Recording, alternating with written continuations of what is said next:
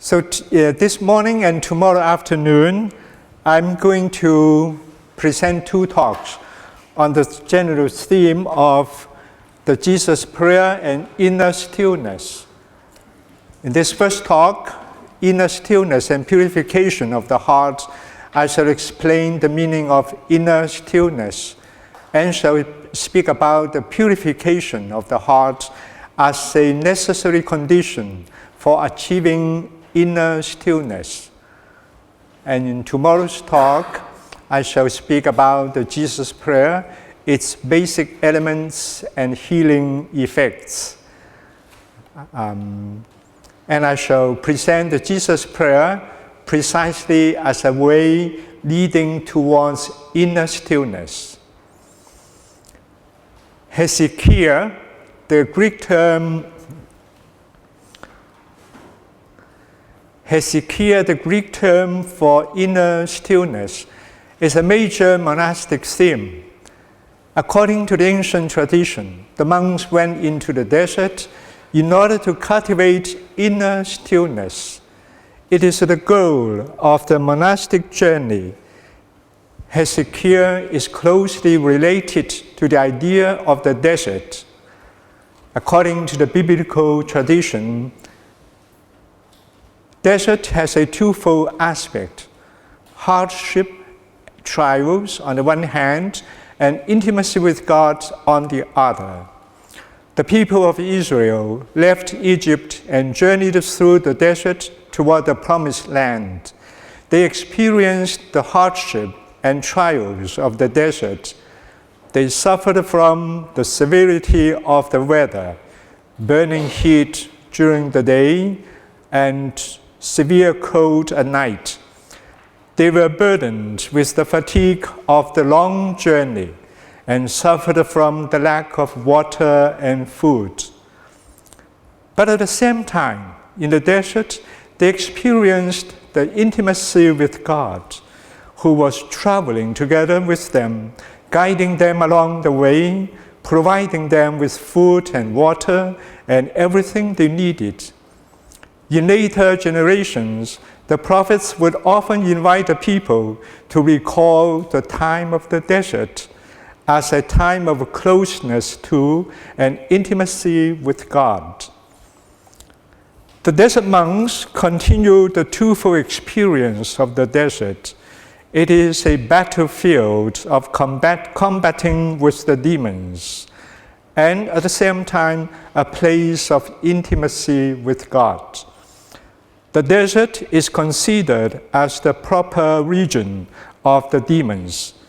Hence, one is prepared to fight against the demons when he enters into the desert. The hope is that after combating with the demons, one can enter into the silence of the desert and enjoy a peaceful and intimate relationship with God by listening to His word in silence and conversing with Him through the practice of unceasing prayer. My two talks will also reflect these two dimensions of the desert. And the topic for now is inner stillness and purification of the heart.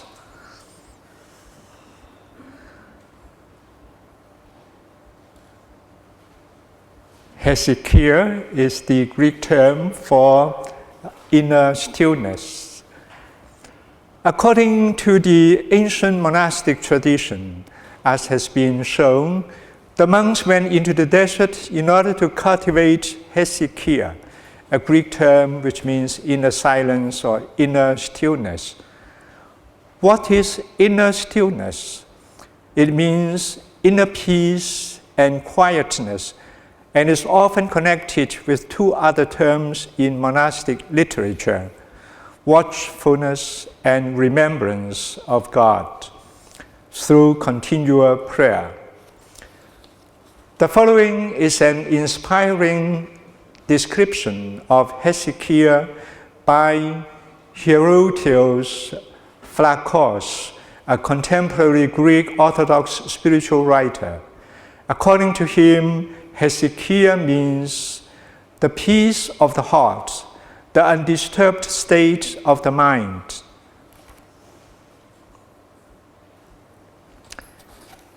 Hesychia means the peace of the heart, the undisturbed state of the mind, the liberation of the heart from the thoughts, logismoi, from the passions, and from the influence of the environment. It is the dwelling in God. External quietness is helpful so that humans can reach the quietness of the mind. You will notice that in the last sentence of the quotation, Flacons distinguishes between external quietness and quietness of the mind, or inner quietness. It is important for our discussion that Flacons makes such distinction.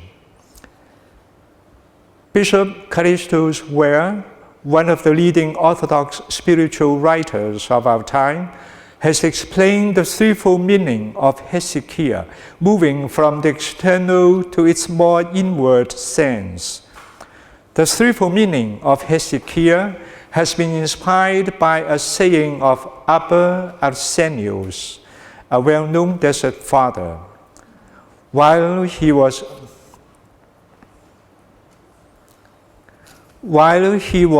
still living in the palace in Rome as tutor of the imperial family, Abba Arsenius prayed to God in these words, "Lord, lead me in the way of salvation." And a voice came to him, "Arsenius, flee from men and you will be saved." Having withdrawn to the solitary life in the desert of Egypt, he made the same prayer again, and he heard a voice saying to him, "Arsenius, flee, be silent, and remain in stillness, for these are the source of sinlessness." The three verbs in Latin are fugge, tace, quiesce, which means withdraw to the desert, abstain from speech, and cultivate inner stillness, or quies in Latin. According to Callistus Ware, the first meaning of hesychia is related to the idea of living in solitude. A hesychast, a person who cultivates hesychia, is a monk who has left the city to live in the solitude of the desert. The second meaning of hesychia is related to the spiritual practices in the cell of a monk, including fasting, vigil, reading, prayer, work, and so on. Let us look at two sayings of the early desert fathers about hesychia. A brother came to visit Abba Moses and asked him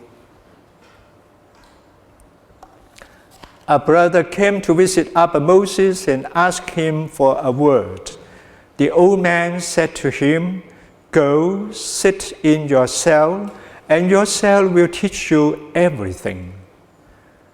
As is indicated in a number of sayings of the Desert Fathers, sitting is the appropriate posture while a monk is staying in his cell. And this is explained well by Abba Rufus.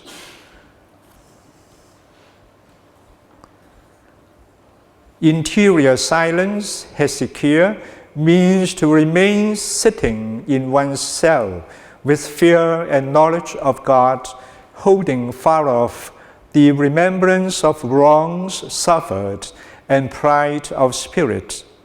Such interior peace brings forth all the virtues, preserves the monk from the burning darts of the enemy, and does not allow him to be wounded by them. In insisting on the importance of sitting in the cell, Abba Rufus points out that Hezekiah is not guaranteed by simply remaining in one's cell. Sitting in the cell is closely associated with two other terms in the desert tradition, that is, watchfulness and remembrance of God. While watchfulness means vigilance over oneself and is similar to the meaning of mindfulness, remembrance of God is achieved through unceasing prayer. Finally, in the third place, Hezekiah means return to oneself. This inward understanding of Hezekiah is emphasized in the classic definition given by St. John Climacus in his book, The Ladder of Divine Ascent. He says, strange as it may seem, the hesychast is one who strives to keep his spiritual being enclosed in the house of the body. A very particular description of Hezekiah. A hesychast is a person who is able to keep his spirit within his body, not allowing his mind, his spirit wander everywhere and get dispersed. According to this inward sense, the hesychast is not someone who has journeyed outward into the desert, but someone who has started the journey inward into his own heart, someone who returns to himself. The idea of returning to oneself is beautifully described by St. Basil the Great. He says, when the mind is no longer dissipated amidst external things, nor dispersed across the world through the senses, it returns to itself, and by remaining in itself, it ascends to the thought of God.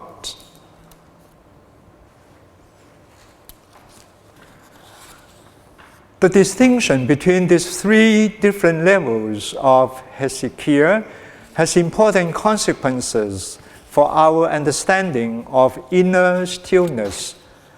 A person may flee into the desert, and yet in his heart he still lingers in the marketplace of the city.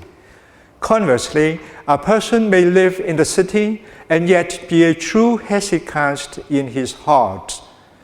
I remember an episode in the life of a contemplative of our time, Brother Carlo Caretto, a little brother of Charles de Foucault. In his book, Letters from the Desert, he shared the profound experience of God which he had when he was living in solitude in the Sahara Desert. Later, in a journey to the Far East, he visited Hong Kong. During a meeting with a group of young people there, he was confronted with the question whether and how the young people in Hong Kong were able to have similar experience of God while they were living in such a busy city as Hong Kong. Brother Carlo was quite taken by surprise with the question. After he returned to Italy, he reflected on the question and wrote a second book. Wrote a second book entitled The Desert in the City, in which Brother Carlo explains that it is possible to cultivate an interior desert in the middle of a city. Saint Gregory of Palamas, a Greek Orthodox saint of the 14th century, insisted that the command of St. Paul to pray without ceasing applies to all Christians without exception. Before him, St. Simeon the New Theologian maintained that the grace of contemplation is given to people living in the middle of cities, as well as to those living in the mountains and cells. Married people, he believed, with secular jobs and children, burdened with the concerns and anxieties of a large household, may equally ascend to the heights of contemplation. The ultimate criterion is not the external situation, but the inward state, even though the external may be of help. From the threefold meaning of Hezekiah, we may conclude that solitude or inner stillness is a state of mind rather than an external place. The real desert lies within the heart. If originally a hesychast meant a monk living in a cell in the desert, in a metaphorical sense, it is possible to create a desert in the city by cultivating the inner cell of the heart. As we have seen, the spirituality of the cell hinges on the two basic practices of watchfulness and remembrance of God. The two practices are closely related and inseparable from each other. While watchfulness means attention to oneself, remembrance of God means attention to God. The one leads to the other.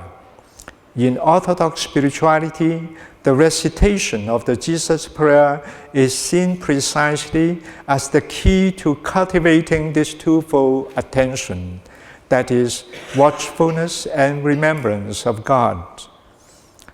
The Jesus Prayer is widely practiced by monastics and by lay Christians living in society as well. I shall talk about the Jesus Prayer in my second talk, and now let me talk about the purification of the heart as an indispensable condition for achieving inner stillness. We are going to talk about the 8 thoughts, logismoi, of Evagrius. He's a famous desert father and is well known especially through this work, Practicos, where he deals with the 8 thoughts. In order to cultivate inner stillness, according to the desert monks, it is necessary to combat with demons in the desert. We read about the narratives of fierce physical combats with the demons in the life of St. Anthony and the lives of many other desert fathers. The demons took the forms of fierce beasts to attack the monks. Evagrius, on the other hand, presents the combat on another level, on a spiritual level of combating against one's passions, which he calls thoughts, logismoi. He also calls them spirits or demons, as each passion has a particular demon responsible for stirring and arousing it in us. Evagrius adopts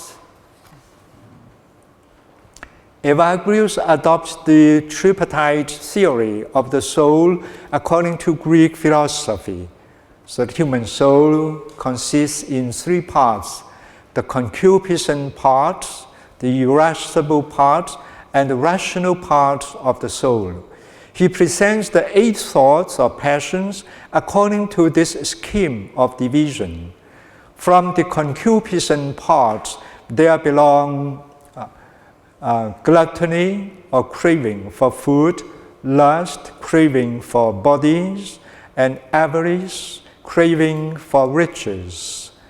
When these cravings or desires are denied or deprived, then there are the reactions from the irascible part of the soul, which are sadness and anger. According to Evagrius, the most fierce passion is anger. The rational part of the soul has the task to control and guide the other 2 parts. However, it also has its deviations and passions, which are Acedia, vainglory, and pride.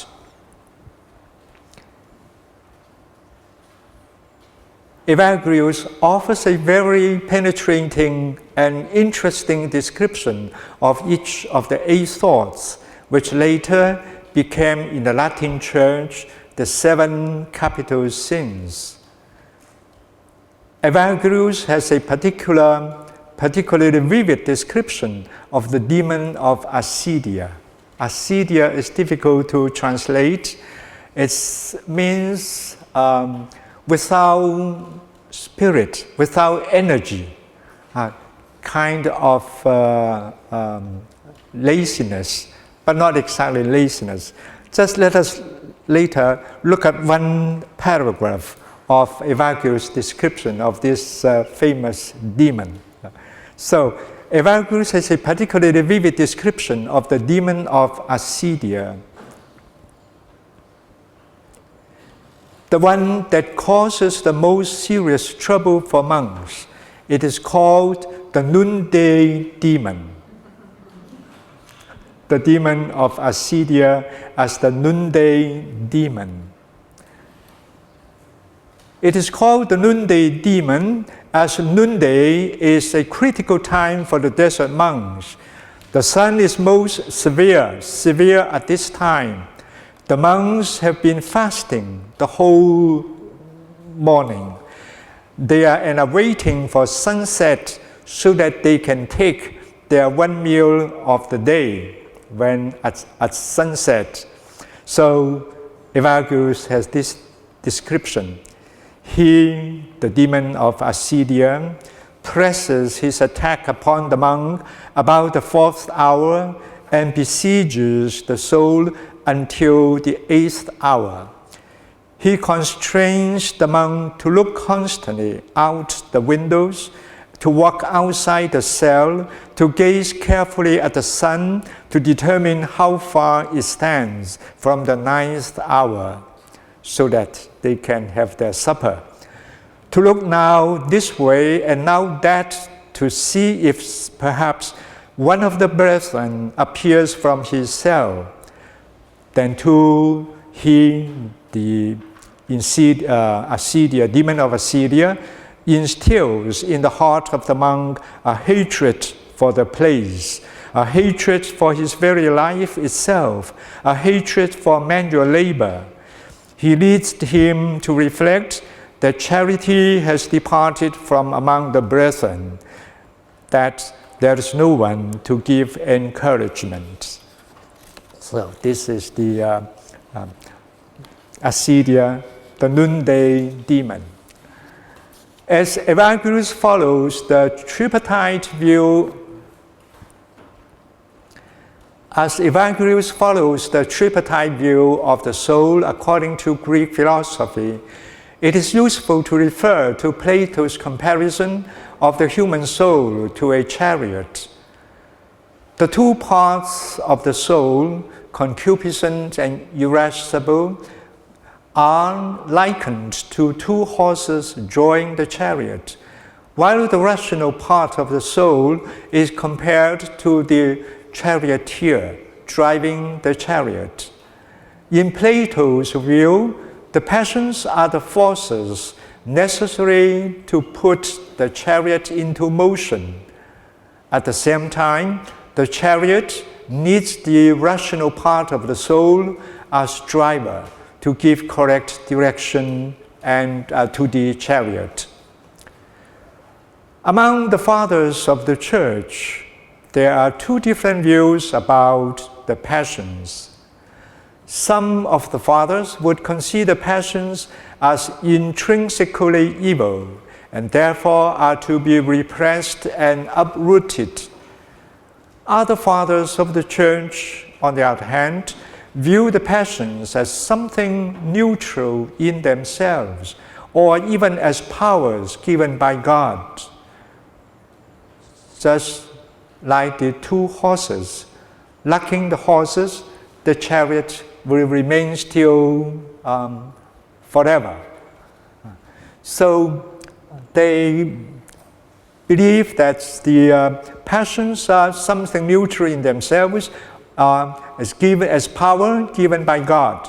However, they understand that at the present historical setting, passions are vitiated by original sin and are leaning towards evil. Hence, it's no longer neutral, but has a tendency towards evil, is wounded, injured. Hence, the way to deal with passions, according to these fathers, is not by repressing or uprooting, but through healing and reintegration. So let's come to the goal of purification according to Evagrius and John Cassian. What is the goal of the purification of the heart? For Evagrius, it's clearly apatheia, another Greek term. Evagrius presents apatheia as the goal of the ascetic life. It is the spiritual method whose aim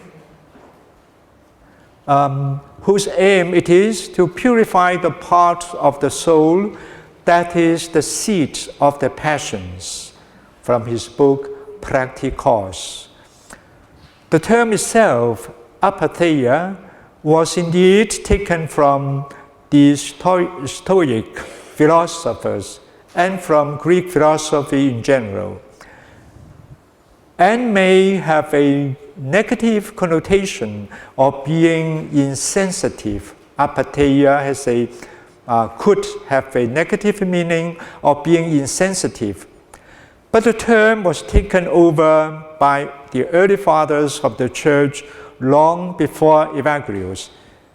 It was in particular Clement of Alexandria who took it over into his ascetical theology, making it the cornerstone of his spiritual edifice. He sees it as the full possession, under the influence of divine grace, of the affective faculties, so that disordered passions are resolved into a state of abiding calm. Apatheia can be translated as passionlessness. I want to say that in Evagrius, apatheia certainly has a positive meaning, even though it's often misunderstood as having a negative meaning. But for Evagrius, certainly it's something positive.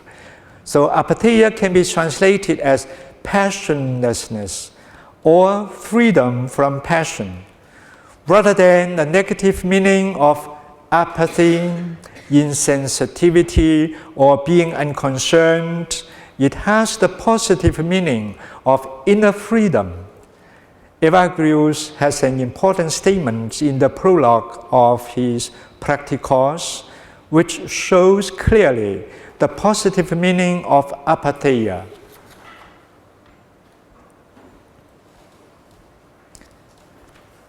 He joins these three terms together, apatheia, agape, contemplation, and has this important statement. Now this apatheia has a child called agape, who keeps the door to deep knowledge of the created universe. For him, apatheia and agape are but two aspects of a single reality. In fact, the offspring of apatheia is agape, which in turn is the door to contemplation, or more exactly, its vestibule. So this is for Evagrius, apatheia. What about John Cassian? I think yesterday Father Lawrence also gave a conference on John Cassian, and he also spoke about this idea of purity of heart. John Cassian was deeply influenced by Evagrius in his monastic teachings, especially regarding the treatment of the 8 thoughts. Cassian dealt with the topic in his 2 major works, in the Institutions and the Conferences. However, Cassian does not use the term apatheia, and rarely, if any time, did he mention Evagrius, because at that time there was already controversy on Evagrius. So John Cassian dealt with the topic. He does not use the term apatheia. Instead, he employs the biblical expression, purity of heart, to indicate the goal of ascetic purification. Thus, in the first conference, Cassian discusses about the goal of monastic life in Conference 1. And he distinguishes between the ultimate goal, the telos, and the immediate purpose of the monastic life. As the ultimate goal, he presents the kingdom of God or eternal life, which is the ultimate goal of monastic life. But for the immediate purpose, he presents purity of heart as the immediate purpose, the skopos in Greek, skopos of the monastic life. In Conference 1 and in a number of other conferences, Cassian deals with a variety of meaning of the expression purity of heart. But he is always clear about the basic, essential meaning of purity of heart, which means simplicity of heart or single-mindedness. Puritas cordis. For Cassian is above all the single-mindedness in seeking God. It bears, at the same time, it also bears various expressions or various meanings. It bears the usual meaning of purity as opposed to any moral impurity in thought and in conduct. But for Cassian, purity of heart means above all tranquility of mind. Tranquilitas mentis is what or the inner stillness. The Latin word is quies, which is the Latin expression for hesychia. This is the major term, the most important meaning of purity of heart for Cassian. What is a bit surprising for contemporary readers, purity of heart for Cassian also means fraternal charity or fraternal communion. I think there's no surprise. If tranquility of mind is the essence of purity of heart, then of course fraternal charity, fraternal communion should come in, because what disturbs most this inner peace, this tranquility is precisely this fraternal relationship in daily life. So I think Cassian is very insightful in presenting fraternal charity and communion as an important aspect of purity of heart, which for him, of course, means tranquility of mind, quies mentis. One who does not love the brother sincerely and is not in harmony with others does not have purity of heart. Finally, Cassian indicates purity of heart as contemplation. That's enough to quote the Beatitude. Blessed are the pure in heart, for they shall see God. So purity of heart and contemplation means nearly the same thing, because when the heart is compared to a mirror, when the mirror is clear, then it sees, reflects what we wish to see. Now we come to Sorry, I forgot. You did? Okay. Thank you, Augustine. He's cleverer than the master.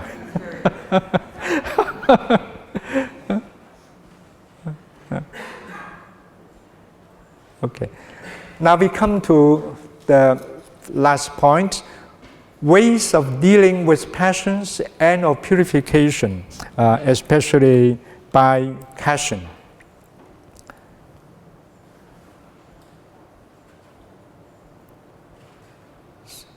So the three means are watchfulness, discretion, and positive approach. But first of all, he presents to us the different steps of temptation from passions, how the temptation works. There is the provocation, then dialogue, then battling, and the outcome. Provocation means when we first feel the stirring of passion within us. Passion is provoking through the demon and what is in us. Then, if we stop to ponder, to take care of this provocation, we enter into dialogue with the demon. And inevitably, that will lead to a combat, a serious fighting with the demons, and then that will be the outcome. Either we win or we lose. This is the example of Eve, her dialogue with the serpent. So the advice of the Desert Fathers is to be watchful, to be vigilant about the provocation, and to stop at that, to avoid any further dialogue, or then we can also avoid a battling, a combat with an uncertain outcome. Okay. First, watchfulness.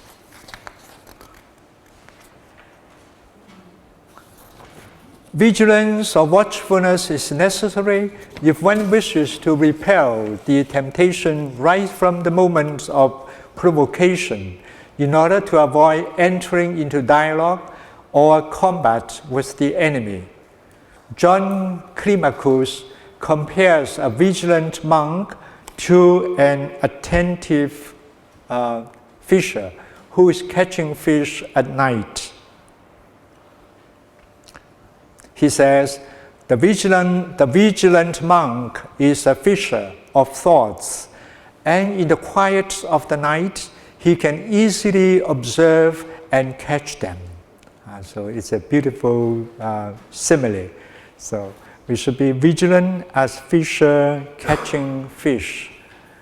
Likewise, Cassian advises the monks to be vigilant and ruthless in expelling and destroying the enemy as soon as it makes the first appearance. You should cut the serpent's head as soon as it enters the door. Because if the head enters, the whole snake will be able to enter. So just cut the head when it appears.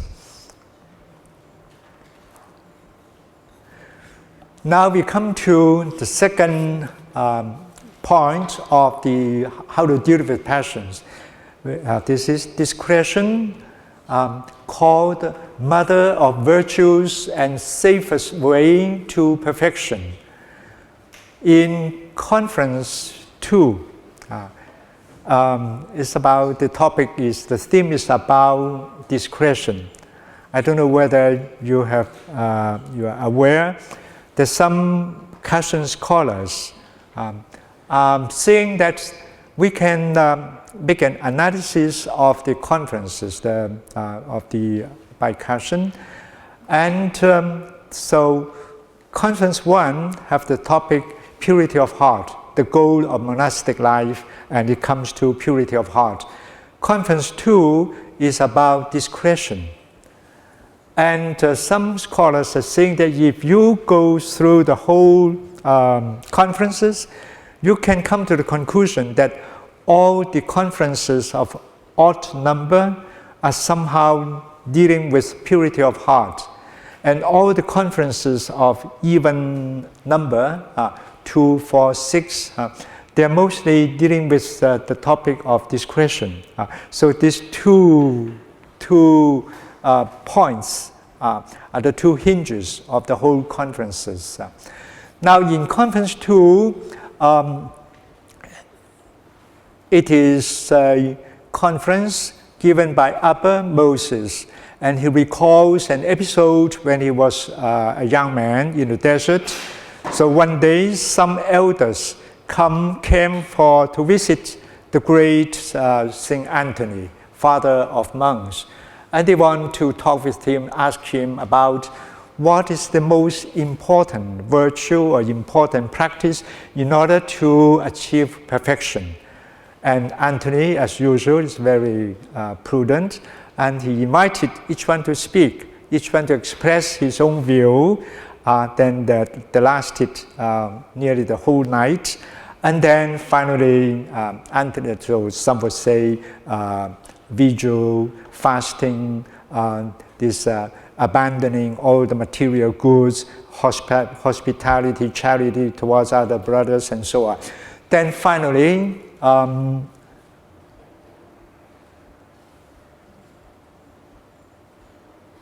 he said, finally, Anthony spoke, pointing to discretion as mother of virtues and the safest way to perfection.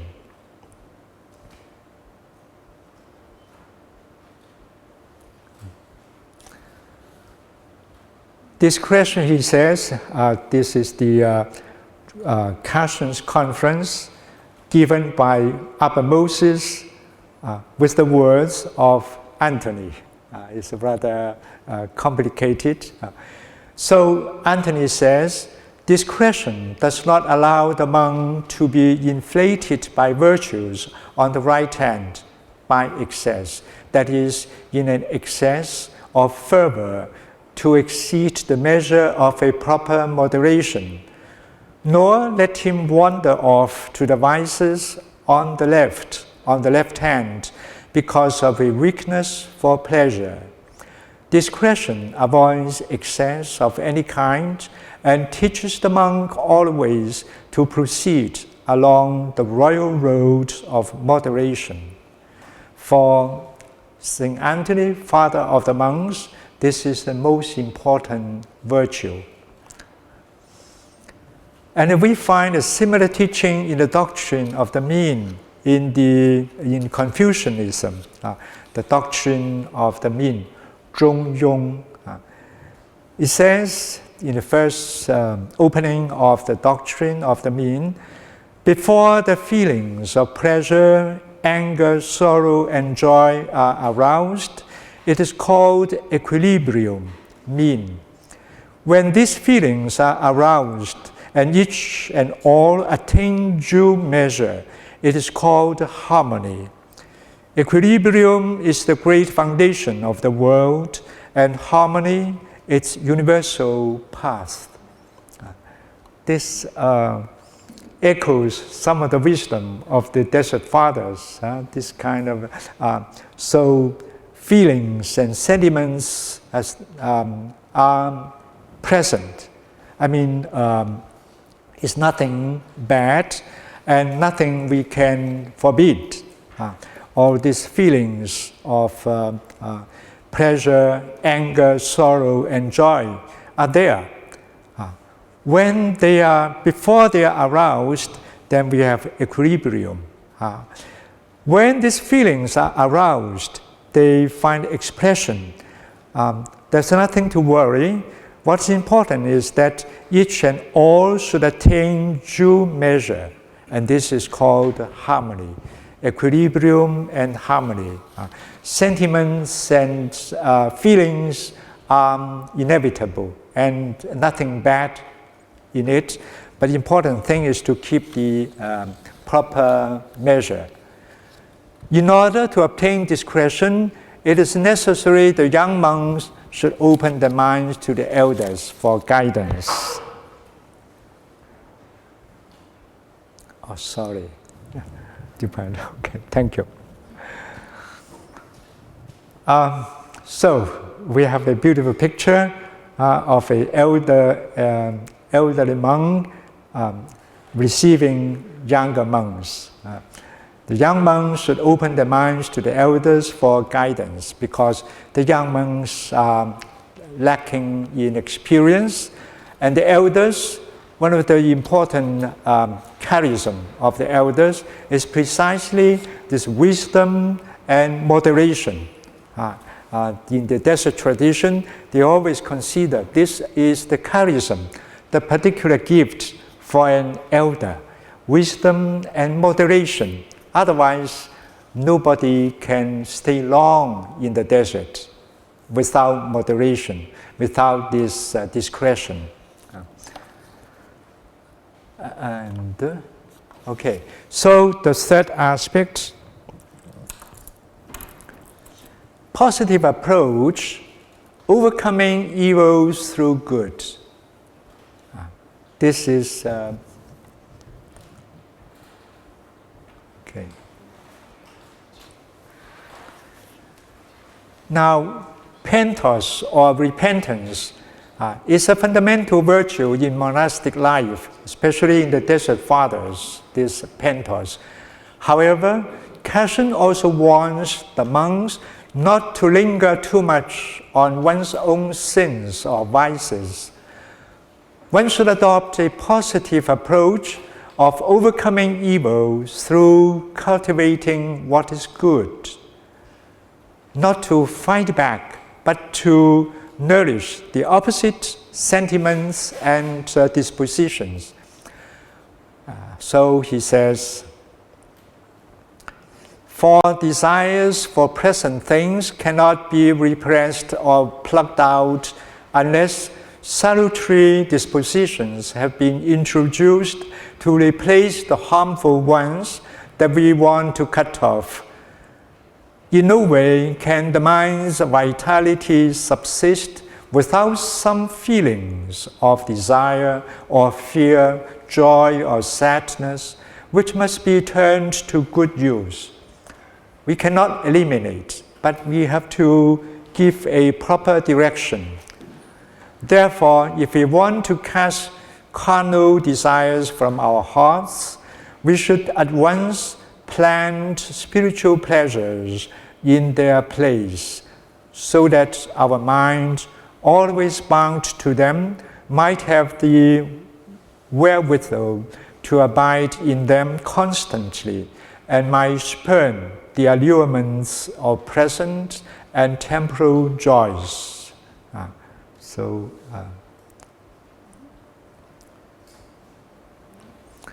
This is very wise teaching from the Desert Fathers, and among the teacher of monasticism, I think Casson has a very particular contribution because he's from Europe and spent many years, first in Palestine for rather short time, and then went over to the Egyptian desert for many years. And then he returned to Europe, to southern France. There he established monasteries and began to write his two major works, the Institutes and the Conferences. So Casson understands the constitution of the human mind. It cannot remain empty without some feeling of desire or fear, joy or sadness. What is important is that one should nourish wholesome desires and sentiments to replace the harmful desires and sentiments in us. One should cultivate especially spiritual joy in serving God and in practicing virtue in order to overcome the attraction of evil. This is a question of attraction. Where we find greater attraction, we shall follow that, follow after. Let me conclude with a simile used by Cassian.